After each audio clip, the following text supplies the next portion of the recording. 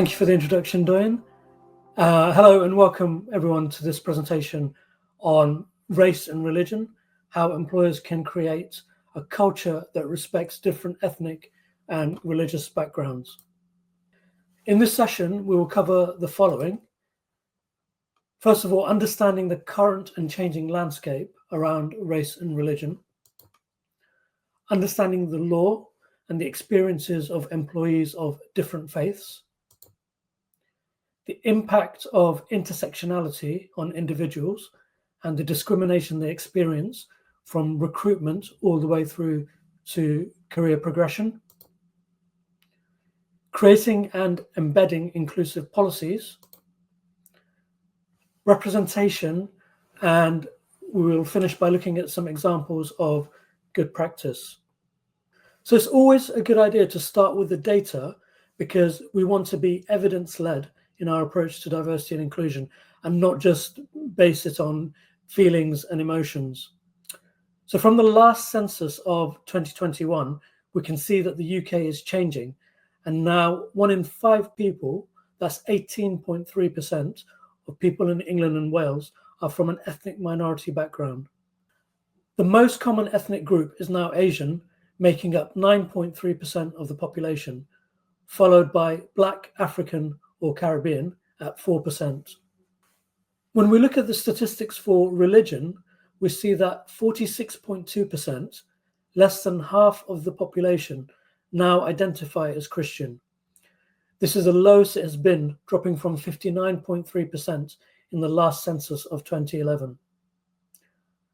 In contrast, the number who professed no religion increased from 25.2% to 37.2%, thus becoming the second largest group.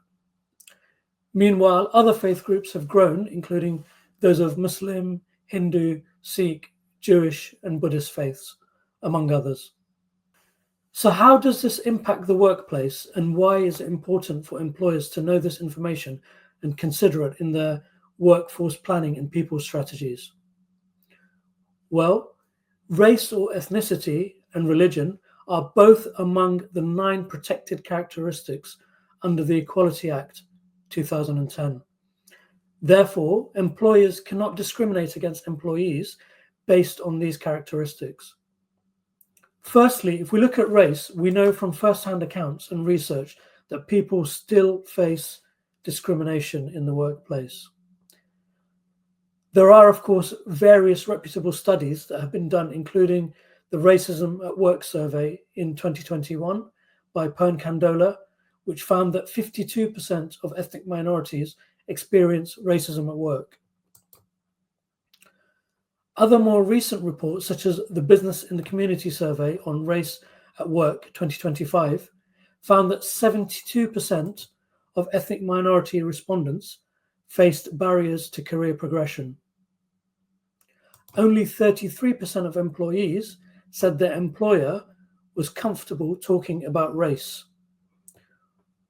49% of ethnically diverse respondents said they felt they had to leave their current employer in order to progress.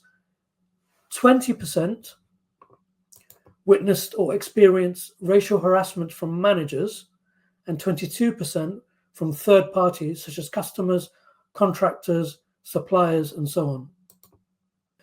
When you factor in intersectionality and add religion into the mix, you find that the marginalization and exclusion is compounded as people who have a faith experience more discrimination in the workplace.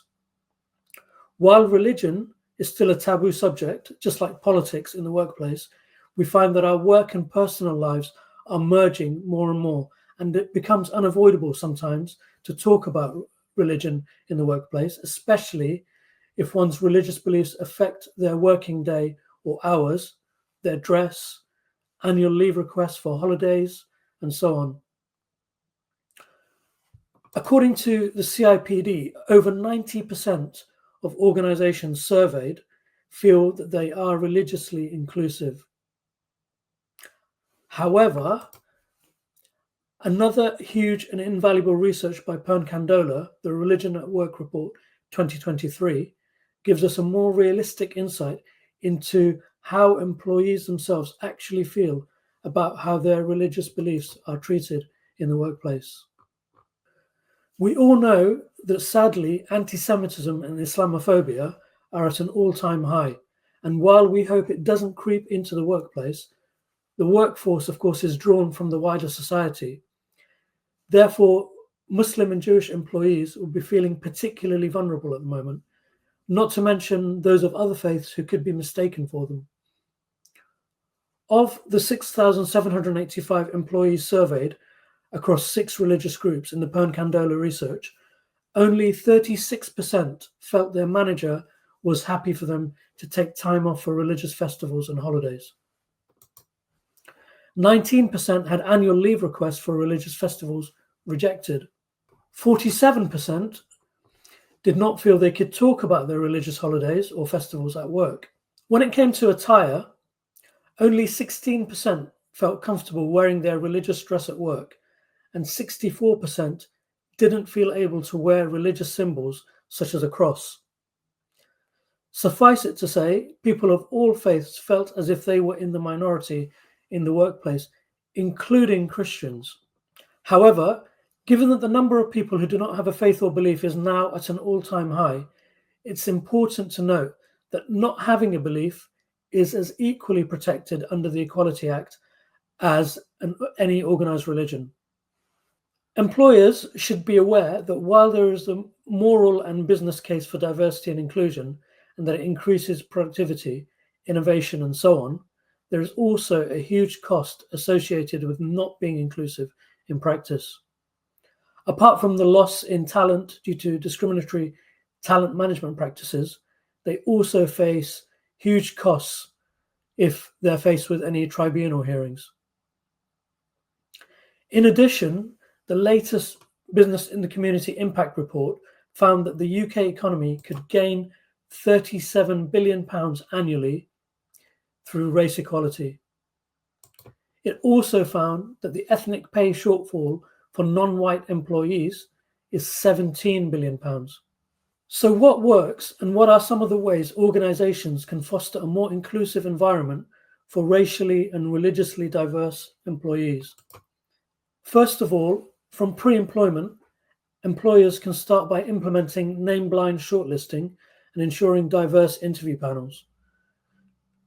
Also, to increase representation where it is lacking, employers can also enact the positive action sections 158 and 159 of the Equality Act, which allows a candidate from an underrepresented group to be appointed when there are 2 equal candidates.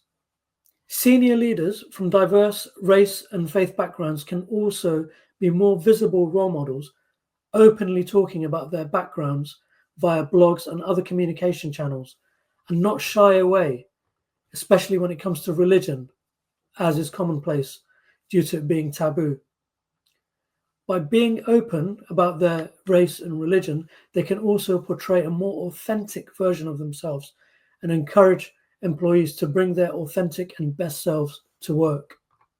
This goes hand in hand with sponsoring employees from underrepresented groups instead of just mentoring them. And when we say sponsoring, we mean advocating for them and putting them forward for projects which will allow them to shine and be seen, as well as putting them forward for opportunities, whether it's promotion or leadership development opportunities. Employers must also ensure that they're creating and embedding inclusive policies and making adjustments for individuals based on their particular needs, noting that it's not a one-size-fits-all approach and that all individuals from a particular group will not have the same needs. So each individual must be consulted on what their needs are, and then the needs must be tailored. Examples of inclusive policies may include allowing employees to pray at work by providing a multi-faith room or a quiet room that can accommodate all faiths, so we don't have to focus on any particular religion.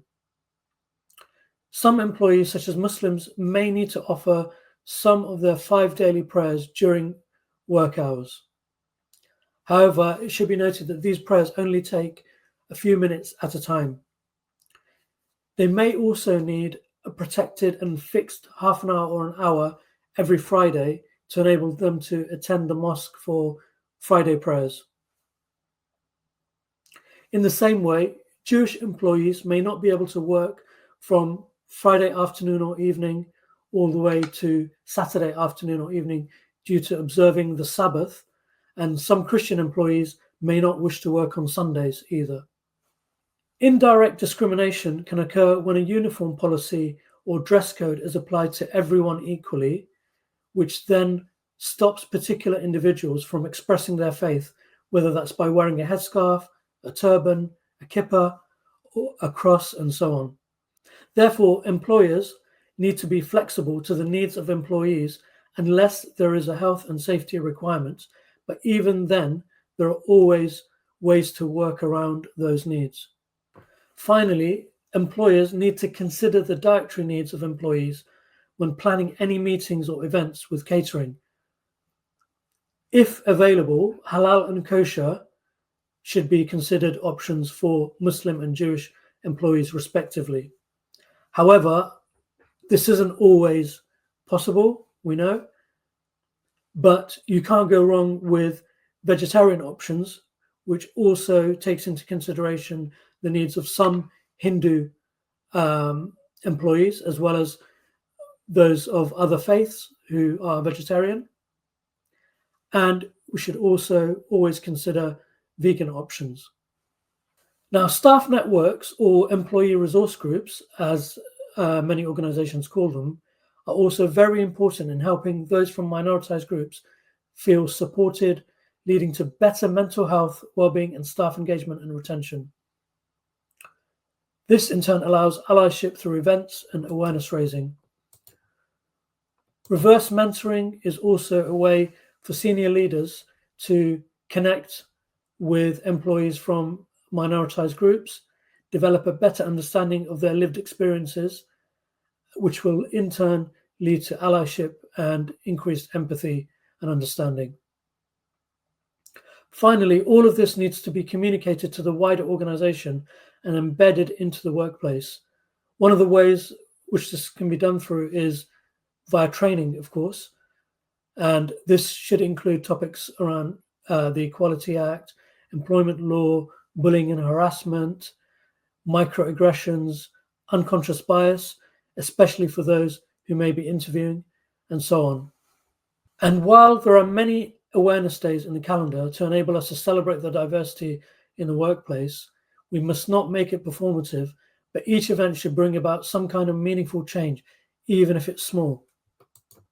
And I would just end and leave you with the wise words of the Dalai Lama, who says, "In today's interconnected and globalized world, it is now commonplace for people of dissimilar worldviews, faiths, and races to live side by side.